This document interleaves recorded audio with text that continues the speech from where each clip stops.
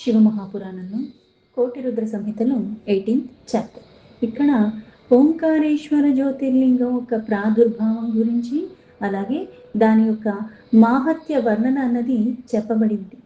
ఋషయ ఊచుహు సూత సూత మహాభాగ శ్రావిత అద్భుత కథ మహాకాలాఖ్యలింగస్య నిజ భక్త సురక్షిణః. ఆ ఋషులందరూ కూడా మళ్ళీ సూతుల వారితో ఇలా అంటున్నారు. ఏదైతే మహాకాళేశుడు ఒక వృత్తాంతం చెప్పి భక్తితో ఆయన్ని సేవించుకున్న వాళ్ళకి ఆయన అనుగ్రహాన్ని ఎలా ప్రసాదించాడో అన్నది కూడా చెప్పారు సూతుల వారు. అందుకని మీరు భక్తుల్ని రక్షించటానికే కాకుండా ఆ అద్భుతమైన మహాకాళేశ్వరు యొక్క జ్యోతిర్లింగ గాథను మాకు చెప్పారు. అది చాలా అద్భుతంగా ఉన్నది. జ్యోతిర్లింగం చతుర్థం చ కృపయా వద విత్తమా ఓంకారే పరమేశస్య సర్వపాతక హారిణః. ఓ జ్ఞానఘని, జ్ఞానుల్లో శ్రేష్టమైన సూతులవారా, మీరు మా మీద కృపతో ఓంకారేశ్వరుల్లో ఉంటున్న ఆ పరమేశ్వరుడు సకల పాపాన్ని కూడా ఎలా అయితే తొలగిచ్చేస్తున్నాడో ఆ పరమేశ్వరుడు యొక్క 4వ జ్యోతిర్లింగ ఒక వర్ణన కూడా మాకు దయచేసి చెప్పరా అని అడిగారు. సూత ఉవాచ ఓంకారే పరమేశాఖ్యం లింగమాసిధ్యత ద్విజాః తథా వక్ష్యామి వః ప్రీత్య శ్రూయతాం పరమాశ్చర్యః. సూతుల వారు మళ్ళీ ఆ ఋషులకు ఇలా చెప్తున్నారు. ఓ ద్విజోత్తములారా, ఓంకారేశ్వరుడు రూపంలో ఉన్న ఆ పరమేశ్వరుడు అమరేశ్వరుడు ఆ జ్యోతిర్లింగ ఉత్పత్తి ఎలా జరిగింది మీరు చాలా వినాలన్న ఉత్సాహంతో అడుగుతున్నారు కాబట్టి నేను చెప్పేది ఇంకా ఆనందంగా వినండి అన్నారు. కంసీం మిశ్రిత సమయే ఛాత్ర నారదో భగవాన్ ముని గోకర్ణాఖ్యం శివం గత్వా శిషేవే పరభక్తిమాన్.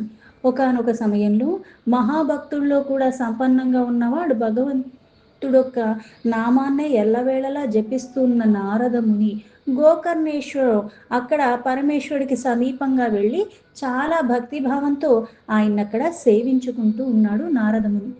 తతః స ఆగతో వింధ్యం నగేశం ముని సత్తమః తత్రేవ పూజితస్తేన బహుమాన పురసత్సరం. ఇక్కడ నారదుడు భక్తితో ఆ పరమేశ్వరుని గోకర్ణేశ్వరుని దగ్గర పూజించుకుంటూ ఉంటే అక్కడికి వింధ్య పర్వతం వచ్చాడు. వచ్చి ఆ శ్రేష్ఠ పర్వతం ఇక్కడ మళ్ళీ చాలా చక్కగా విధి విధానంగా నారద మునిని పూజించుకున్నాడు.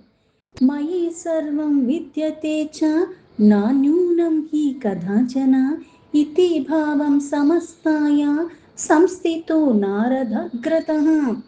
పైగా ఆయన్ని పూజించుకున్న తర్వాత నారదుల వారితో ఇలా చెప్తున్నాడు వింధ్య పర్వతం. నా దగ్గర అన్నీ ఉన్నాయి, అన్ని రకాలుగా కూడా నేను పూర్ణంగా ఉన్నాను. నాలో కించిత్ అంటే కొద్దిగా కూడా స్వల్పంగా కూడా అసలు ఏదీ లేదన్నది ఏదీ లేదు. అందుకుని ఇలా నేను అన్ని రకాలుగా పూర్ణంగానే ఉన్నాను అన్నాడు. అంటే ఇక్కడ కొన్నిసార్లు ఏమవుతుందంటే మనకి విధి విధానంగా కొన్ని మనం చేస్తున్నప్పటికి కూడా ఎలా అయితే అదే క్రతువు అవుతుంది. సాత్విక భావంతో చేస్తే ఒకలాగుంటుంది, అలాగే కొన్ని గుణాలు కొన్ని లక్షణాల కారణంగా రజోగుణమయంగా చేస్తూ ఉంటాం. అలాగే కొన్ని గుణాలకి లక్షణాలకి స్వభావాలకి లోబడిపోయి తమో గుణంలో ఉంటాం. అయితే ఇక్కడ అహంకారం అన్నది ఉన్నది. ఎప్పుడు నీ దగ్గర పూర్ణంగా ఉన్నాయి అన్నది ఇక్కడ మళ్ళీ తృప్తిగా ఏదుందో అది నాకు ఉన్నది, నాకు దొరికింది అన్న సంతృప్తి ఉండటం అది వేరు. ఇక్కడ అహంకారంతో ఉన్నట్టుగా ఉన్నాడు వింధ్య పర్వతం. అందుకే నా దగ్గర అసలు ఇది లేదంటానికి లోటు లేదన్నది ఏదీ లేదు అని నారదుడి దగ్గర ఇక్కడ కొంచెం అహంకారంగా ఉన్నట్టుగా అలా పూజించుకున్నాడు. కానీ ఈ అహంభావంతో అక్కడ ఉన్నాను. తన్మానం తత్తథా శ్రుత్వా నారదో మానః తతః నిశ్వస్య సంస్థితస్తత్ర శ్రుత్వా వింధ్యో అబ్రవిద్ధీధమా. ఇక్కడ మళ్ళీ నారదుడి రూపంలో ఎవరున్నారు అంటే ఆ పరమాత్మ నామాన్ని సంకీర్తన చేసుకుంటూ మనకి ఎలా అయితే భేదభావంతో కనిపిస్తూ ఉంటుంది. కానీ ఇక్కడ భక్తుల్ని ఉద్ధరించడానికి అలాగే మనల్ని మళ్ళీ ఆ మార్గం తప్పుతూ ఉన్నప్పుడు దాన్ని మళ్ళీ సరి చేసుకోవడానికి మళ్ళీ ఎలా అయితే కొన్ని రూపాల్లో వచ్చి మనల్ని సరి చేస్తూ ఉంటాడు. ఇక్కడ కూడా అదే ఆ పరమాత్మనే ఎల్లవేళలా ఉచ్చరిస్తూ స్మరిస్తూ అలాగే పూజించుకుంటూ ఉన్న నారదుడి సమక్షంలో వింధ్య పర్వతుడు అలా చెప్పేసరికి అది విన్న నారదుడు ఏమీ అనలేదు. ఇక్కడ ఇంత అహంకారంతో ఉన్నాడని అది గమనించి అది మళ్ళీ ఇప్పుడు తొలగించాలి అని అనుకున్నాడు. అందుకని ఈయన నేను అన్ని పూర్ణంగా ఉన్నాను ఇన్ని చెప్పినా సరే ఇప్పుడు అవతల వాళ్ళు మనం చెప్పేదానికి వాళ్ళు ఎలా అయితే స్పందిస్తున్నారో దాన్ని బట్టి మనకి ఇంకా కాస్త ఉబ్బరంగా అనిపించి ఇంకా చెప్తాము. లేకపోతే వాళ్ళు పెద్దగా ఏం స్పందించకపోయేసరికి ఏమవుతుంది, నిస్పృహకి లోనవుతూ ఉంటారు. నేను ఇంత చెప్పాను కదా అని మళ్ళీ మనలో మనం చెప్పిన దానికి ఎక్కడన్నా ఏమన్నా తప్పు చెప్పానా అని మనకే మళ్ళీ అనుమానాలు వస్తూ ఉంటాయి.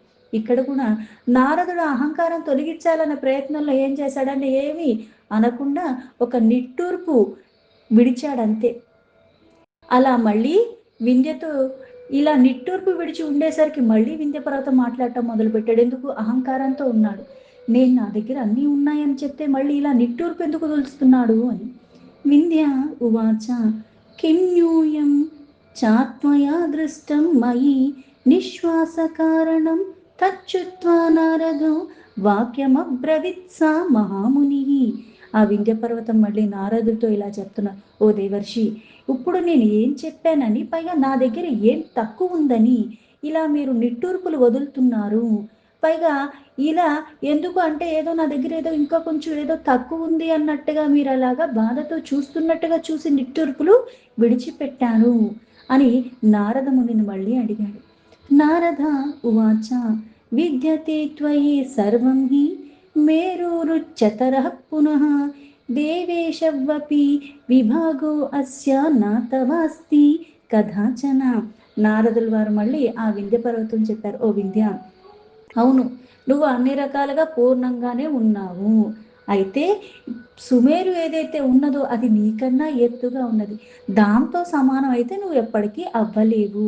ఎందుకంటే అది ఆకాశంలో చొచ్చుకుని వెళ్ళిపోతున్నట్టుగా ఉంటుంది. అక్కడ దేవగణములందరూ కూడా నివాసంగా ఉంటారు.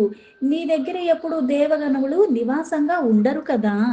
సూత ఉవాచ ఇత్యుక్త్వా నారదస్తస్మాత్ జగామాచ యథాగతం వింధ్యశ్చ పరితప్తో వై దిగ్వేమి జీవితాధికం. సూతులు వారు మళ్ళీ ఋషులకు ఇలా చెప్తున్నారు. నారదులు ఎప్పుడైతే ఇలా చెప్పారంటే నువ్వు వింధ్య పర్వతం అన్నీ ఉన్నాయని అనుకుంటున్నావు కానీ నువ్వు మేరు పర్వతంలాగా అయితే ఉండలేవు. అది చాలా ఉన్నతంగా ఉంటుంది, ఆకాశంలోకి చొచ్చుకుని వెళ్ళిపోయినట్టుగా ఉంటుంది. పైగా అక్కడ దేవగణములు నివాసంగా ఉంటారు, నీ దగ్గర నివాసం లేరు కదా అన్నారు. ఇలా ఎప్పుడైతే నారదుడు చెప్పి అక్కడి నుంచి వెళ్ళిపోయాడు. ఇప్పుడు కొన్ని కొన్ని వాటిల ప్రభావం మన మీద ఎలా ఉంటుంది అంటే కొన్ని సంపర్కాల వల్ల, కొన్ని వినటం వల్ల, కొన్ని చూడటం వల్ల చూసి అక్కడి నుంచి వచ్చేస్తామేమో, లేకపోతే మనం ఏది చూసామో వాళ్ళు అక్కడి నుంచి వెళ్ళిపోతారేమో, కానీ దాని ప్రభావం మన మీద చాలా తీవ్రంగా ఉంటుంది. ఇది మళ్ళీ మనలో ఉన్న గుణాల కారణంగా, మనకున్న కొన్ని లక్షణాల కారణంగా దాని తీవ్రత అన్నది ఎక్కువ ఉంటుందా లేకపోతే ఏమీ లేకుండా ఉంటుందా, మళ్ళీ మనం ఇదే ఆధారపడి ఉంటుంది. నారదుడు అయితే అక్కడ చెప్పేసి వెళ్ళిపోయాడు.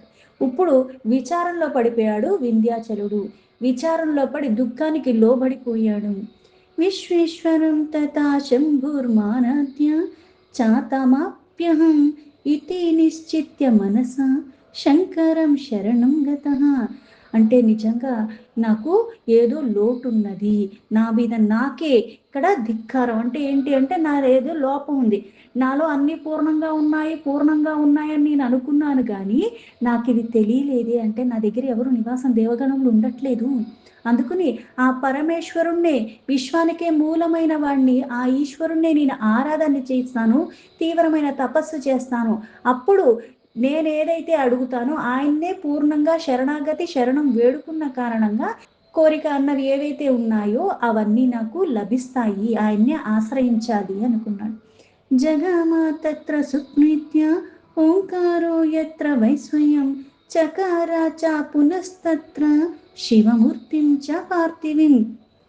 చాలా ఆనందంగా ఓంకారేశ్వర పరమేశ్వరుడు యొక్క స్థానానికి వెళ్ళి అక్కడ పరమేశ్వరుడు ఒక పార్థివ మూర్తిని చేసుకున్నాడు పూజించుకోవటానికి.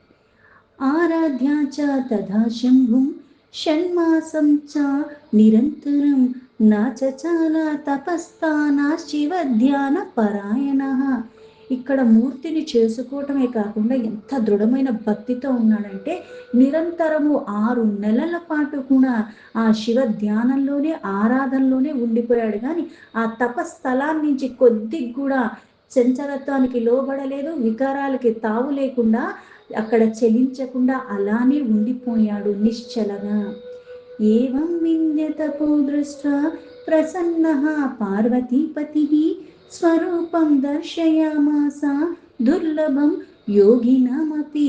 ఆ వింధ్య పర్వతం ఇంత తీవ్రమైన నియమాలతో అంత కఠోరమైన తపస్సు చేస్తుంటే ఆ పరమేశ్వరుడు ప్రసన్నుడైపోయి వెంటనే అక్కడ మళ్ళీ ఇక్కడ పార్వతి సమేతంగా, ఇది యోగంలో ఉన్న వాళ్ళకి యోగినులకు కూడా సాధ్యం కానిది ఆ పరమేశ్వరుడు యొక్క దర్శన భాగ్యము. తన స్వరూపాన్ని దర్శింప చేసుకునేలాగా వింధ్య పర్వతం దగ్గరికి వచ్చాడు ఆ పరమేశ్వరుడు. ప్రసన్న సా తధువాచ బ్రూహిత్వం మనసిప్సితం తపసా తే ప్రసన్నోస్మి భక్తానామిప్సిత ప్రదః. ఆ పరమేశ్వరుడు తన స్వరూపాన్ని దర్శింపచేయడానికి వింధ్య పర్వతం దగ్గరికి వచ్చిన తర్వాత, అంటే ఇతను చేసిన తపస్సుకి ప్రసన్నుడయ్యా. నీ మనస్సులో ఏదైతే కోరికుందో అది అడుగు, అది ఇవ్వటానికి నేను వచ్చాను. ఏ వరం కావాలో అది అడుగు. నీ పట్ల నేను చాలా ప్రసన్నుడయ్యాను. భక్తుల యొక్క మనోరథాలన్నిటినీ కూడా పూర్ణంగా కూడా నేను అని, ఆ పూర్ణత్వానికి చేకూరేలాగా నీ మనస్సులో ఉన్న కోరికను అడుగు అని. వింధ్య ఉవాచ యతి ప్రసన్నో దేవేశ బుద్ధిం దేహి యతిప్సితాం స్వకార్య సాధినిం శంభో త్వం సదా భక్తవత్సలః. వింధ్య పర్వతం మళ్ళీ ఆ పరమేశ్వరుడి ఇలా, ఓ దేవేశ, ఓ శంభు, నిజంగానే నా మీద మీరు కృపని చూపించాలనుకుని నా తపస్సుకు మీరు ప్రసన్నులైతే కనుక నా కార్యం సిద్ధించాలనే కోరికతో అయితే తపస్సు చేసిన ఆవరాన్నే ప్రసాదించండి, పైగా సదా మీరు భక్త వత్సలు కదా అన్నాడు. సూత ఉవాచ చుత్వా భగవాన్ శంభుశ్చితచేత హృదయే చిరం పరోపథా పదం వింధ్యో వరమిచ్చతి మూఢధీహి. సూతుల వారు మళ్ళీ ఆ ఋషులకి ఇలా చెప్తున్నారు. ఎప్పుడైతే ఆ వరం కావాలని పైగా ఈ అభిలాష ఏంటో వ్యక్తపరిచిన తర్వాత ఆ పరమేశ్వరుడు అక్కడ ఆ మనస్సులో ఏవైతే ఉన్నాయో ఈ మూర్ఖ బుద్ధితో ఉన్న వింధ్యుడు ఇప్పుడు నన్ను ఇలా అడిగాడు. ఎందుకంటే మేరు పర్వతం నాకన్నా ఉన్నతంగా ఉంది, పైగా అక్కడ దేవగణములు నివాసంగా ఉన్నారు, నేను అంతకన్నా ఎత్తెదగాలని అనుకున్నాడు. అంటే ఇక్కడ కొన్ని నిజంగా మనలో ఉన్నవి పూర్వజన్మ వాసనలు ఇవన్నీ ఎందుకంత చెప్తారు అంటే, అది జన్మాంతరం నుంచి ఉన్నది అంత తేలిగ్గా మనల్ని విడిచి వెళ్ళాము. తపస్సు ఇంత చేసి పరమాత్మనే ప్రసన్నుని చేసుకునే స్థితికి రాగలిగినప్పుడు భక్తవాత్సలుడు స్వల్పంగా భక్తి చూపించిన ప్రసన్నుడైపోతాడు. కాకపోతే మనలో ఉన్న వికారాల కారణంగా చాలా కష్టతరమైనది చేసి లబ్ధి పొందే స్థితికి వచ్చినప్పుడు కూడా ఈ తుచ్చమైన మనస్సు ఏం చేస్తుందంటే మళ్ళీ అక్కరకు రాని కోరికలనే మనం మళ్ళీ అడుగుతూ ఉంటాము. వాడిని నువ్వు మూలాల నుంచి తొలగించుకోలేని కారణంగా ఇలా నీకు అజ్ఞానం అన్నది ఇంకా ఉన్న కారణంగా, అందుకని ఆ పరమేశ్వరుడు ఉన్నాడు. ఇప్పుడు ఆ మనస్సులో ఉన్న కోరిక ఏదైతే ఉందో ఈ అల్పుడికి నేను అది ఇచ్చేస్తే మూర్ఖ బుద్ధి కలిగిన వాడు వీళ్ళు మళ్ళీ ఇతరులకి బాధ కలిగిస్తాడు అని అనుకున్నాడు. కిం కరోమి యధి తస్మై వరదానం భవేశుభం మద్దత్తం పరదుఃఖాయ వరదానం యతానహి. ఇప్పుడు నేనేం చెయ్యాలి అంటే, ఇప్పుడు నేను గనక వరాన్ని ఇచ్చేసానంటే ఇతడికి ఏదైతే కోరికుందో నెరవేరిపోతుంది, కానీ దీనివల్ల మళ్ళీ ఇతరుల్ని పీడిస్తాడేమో, అది మళ్ళీ ఇతరులకి దుఃఖాన్ని రాకుండా ఉండాలి అని. తథాపి దత్తవాన్ శంభుస్తస్మై తద్వరముత్తమం వింధ్యం పర్వతరాజాత్వం యతిచ్చసి తథా కురు.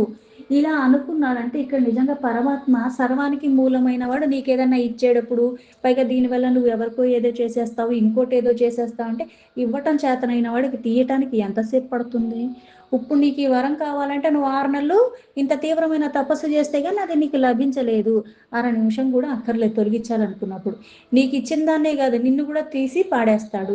ఈ విజ్ఞానం నీకు ఎప్పుడు వస్తుంది అంటే, నిన్ను ఎలా అయితే పిల్లవాడు తప్పు చేస్తుంటే తల్లిదండ్రులు ఏం చేస్తారు, చూస్తారు, మందలిచ్చో భయపెట్టో గుజ్జగిచ్చో ఏదోటి చేసి ఎంతకీ ఇన్ని రకాలుగా చెప్పినా వాడు ఇంకా మొండి పట్టుబట్టి అదే మళ్ళీ తప్పు చేస్తున్నాడు, ఆ మార్గాన్ని విడిచిపెట్టట్లేదు, కొన్ని అలవాట్ని వదిలిపెట్టట్లేదు అంటే తీవ్రత. ఎలా అయితే పోలీస్ స్టేషన్లో అయినా సరే ఏ తప్పు చేసినా సరే 3rd డిగ్రీ ట్రీట్మెంట్ అన్నట్టుగా అంత తీవ్రంగా ఏమి మనకి శిక్ష వెయ్యరు, చూస్తారు. మాటలతో పోయేది మాటలతో, అలాగే కొన్ని కొన్ని చేతలతో పోయే చేతలతోని ఈట్లికి కూడా ఎప్పుడైతే లొంగరో అప్పుడు ఆ తీవ్రతకి ఎలా అయితే తీసుకెళ్తారో అలాగే ఉద్ధరింపబడ్డానికి సృష్టిని ఉన్న ప్రతిదాన్ని కూడా చూస్తున్నాడు చూస్తున్నాడు చూస్తున్నాడు. లేకపోతే నిజంగా మనకున్న ఆలోచనలకి, మనం చేసే పనులకి, ఇవన్నీ మనకున్న కోరికలకి మనలాంటి వాళ్ళు ఉండి పెద్ద ఉపయోగం ఏమీ లేదు. మనం కూడా సరి చేసుకోలేం మనల్ని, అలాగే ఇతరులకు ఉపయోగపడేలా ఒక్క క్షణం కూడా మనమేం బ్రతకట్లేదు కూడా. వింధ్య పర్వతం అడిగిన దానికి మళ్ళీ ప్రసన్నత పూర్వకంగా ఆ పరమేశ్వరుడు అంటే ఇక్కడ అజ్ఞానం కొద్దీ నేను దీంతో చావకూడదు, దాంతో తావకూడదు, నాకు ఇది కావాలి, అది కావాలి, ఇది నా దగ్గర నుంచి వెళ్ళిపోకూడదు, అది నా దగ్గర నుంచి వెళ్ళిపోకూడదు అని మనం అడుగుతాం. ఎందుకంటే మన బుద్ధి అన్నది పరిమితిలోనే ఉంది. కాకపోతే దీనివల్ల నేను శాశ్వతంగా ఉండిపోతాను, ఈ దురహంకారం, దుష్టత్వం, దుర్బుద్ధి ఇవన్నీ ఉన్నప్పుడు ఏంటంటే అక్కడికి రాని కోరిక ఒకటి అడిగి దానివల్ల నేను చాలా ఎక్కువగా ఉండిపోతానేమో అని అనుకుంటాం. కానీ నువ్వు అడక్కముందే నువ్వేం అడుగుతావో తెలుసు, నువ్వు అడిగిన తర్వాత కూడా దాంతో నువ్వు ఎలా వినియోగించుకుని ఏం చేస్తావు కూడా. అందుకే భూత భవిష్యత్ వర్తమానాలన్నీ సర్వుల గురించి తెలిసినవాడు అయినప్పటికీ కూడా ఏమీ ఎరగనట్టుగా, అందుకే మాయామోహము అనేది తనకేది సంబంధం లేనట్టుగా, తానేది తెలియనట్టుగానే ఎప్పుడూ ఉంటూనే ఉంటాడు కానీ అన్నిటికీ మూలము. నీకొకటి ఇచ్చినట్టే ఇస్తాడు, దాన్ని నువ్వే మళ్ళీ విడిచిపెట్టేలాగా నీకే మళ్ళీ ఇంకొక గుణపాఠంతో అయినా సరే దాన్ని సరి చేసుకునేలా చేస్తాడు. అంత సమర్థత ఉన్న పరమాత్మ ఉపేక్షిస్తున్నాడు కాబట్టి మన ఆటలు కొనసాగుతూ ఉన్నాయి. అందుకే ఆ పరమేశ్వరుడు ఆ వింధ్య అడిగిన దానికి నీకు నేను చాలా ఉత్తమమైన వరాన్ని ఇస్తున్నాను పర్వతరాజా, నువ్వు ఎలా అనుకుంటే అలాగే అవుతుంది అని చెప్పి ఊరుకున్నాడు. ఏవం చ సమయే దేవ ఋషయశ్చ మలాశయః సంపూజ్య శంకరం తత్ర స్థాతవ్యామితి చాబ్రువన్. అదే సమయంలో అంటే ఎక్కడెక్కడ పరమేశ్వరుడు వస్తున్నాడు అంటే ఇక్కడ వరాలు ఇవ్వటానికి వచ్చాడు అన్నది కాదు, ఆయన రాకకు ఒక పెద్ద అద్భుతమైన కారణమే ఉంటుంది. తినేవంతలాగా దిగిరాడు. అయితే ఇక్కడ అదే సమయంలో దేవతలు, అందమైన అంతఃకరణ కలిగి ఉన్న వాళ్ళు, ఋషిగణములు వీళ్ళందరూ వచ్చి ఆ పరమేశ్వరుని పూజించుకున్నారు. పూజించుకుని మళ్ళీ ఆయన్ని వీళ్ళు కోరిక అడిగారు, ఏమని, మీరు ఇక్కడే స్థిరంగా ఉండిపోండి అని. తచ్చుత్వా దేవవచనం ప్రసన్నః పరమేశ్వరః తథైవ కృతవాన్ ప్రీత్యా లోకానాం సుఖహేతవే. ఆ దేవగణముల యొక్క మాటలు విని ఆనందంతో పరమేశ్వరుడు లోక కళ్యాణార్థమై ప్రేమపూర్వకంగా అక్కడే నివాసంగా అలా ఉండిపోయాడు. ఓంకారం చైవ యల్లింగమేకం తచ్చా ద్విధాగతం ప్రణవే చైవ ఓంకార నామ ఆసిత్స సదాశివ. ఆ ఓంకార నామంతో అక్కడ ఒక లింగంగా పరమేశ్వరుడే ఉండిపోయాడు. అక్కడ మళ్ళీ 2 రూపాలుగా తానే విభక్తి అయ్యాడు. ప్రణవంలో స్థితంగా సదాశివుడు ఓంకారేశ్వర నామంతో కూడా ప్రసిద్ధి చెంది అక్కడ ఆ పార్థివ లింగంలో ప్రకటింపబడ్డాడు. పార్థివే చైవ యజ్జాతం తదాసీత్ పరమేశ్వర భక్తావిష్ట ప్రదోచోభౌ భుక్తి ముక్తి ప్రభు ద్విజ. పరమేశ్వరుడు పార్థివ లింగంలో ప్రకటింపబడ్డ తర్వాత అక్కడ పరమేశ్వర అన్న నామంతో ప్రసిద్ధి చెందాడు. అయితే ద్విజుల్లారా, అక్కడ ఆ 2 లింగాల్ని కూడా భక్తితో ఎవరైతే పూజించుకుంటున్నారో అందరికీ మనోరథాన్ని పూర్ణంగా అది ప్రసాదిస్తాయి. అలాగే భుక్తి అంటే బ్రతికున్నంత వరకు భోగప్రాయంగా ఏది అడిగితే అది లభిస్తుంది. అలాగే మరణానంతరం ముక్తి కూడా 2 ప్రసాదిస్తాయి.